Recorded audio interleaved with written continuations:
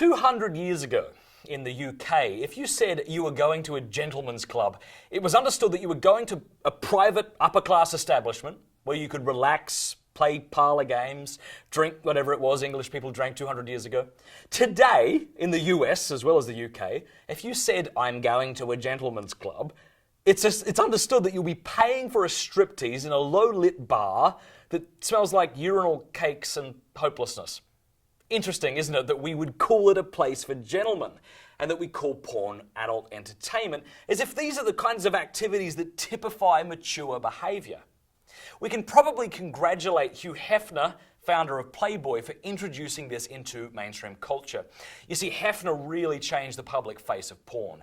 To the public, he advertised the magazine not as porn, but as a lifestyle magazine. It was about the lifestyle of the Playboy, filled with articles about how to mix cocktails and hors d'oeuvres, how to set the mood with music, and how to engage a woman in quiet discussion about Picasso, jazz, and sex.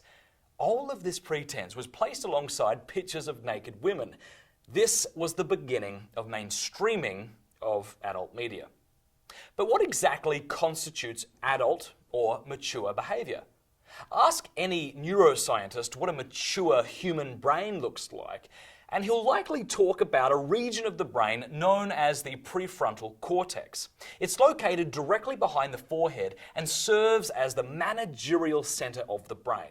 It's responsible for our willpower, for regulating our behaviour, and making decisions based on wisdom, not just gut reactions or impulses.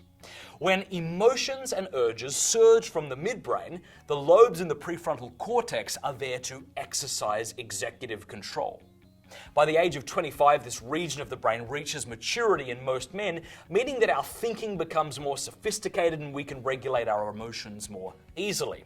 Now, here's why this matters to our discussion about porn.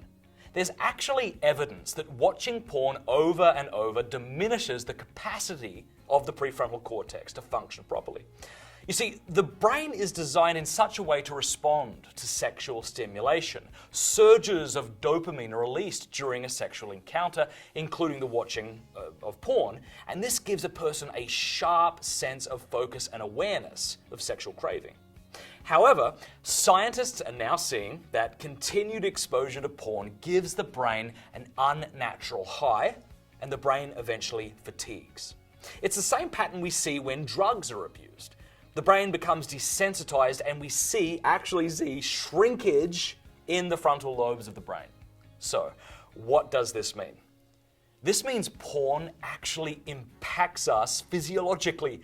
We begin to lose impulse control. Craving for porn starts to grow, and there are now no neurological brakes to stop it. Porn is, in a sense, making the brain, listen to me, not more mature, but more juvenile. Oh, the irony. Now, indulging in porn and other forms of commercial sex, look, they're just hardly befitting of the adjective adult. I don't think we should be fooled. I think actions speak louder than words, even when those words are neon 5 feet high and constitute the phrase gentleman's club.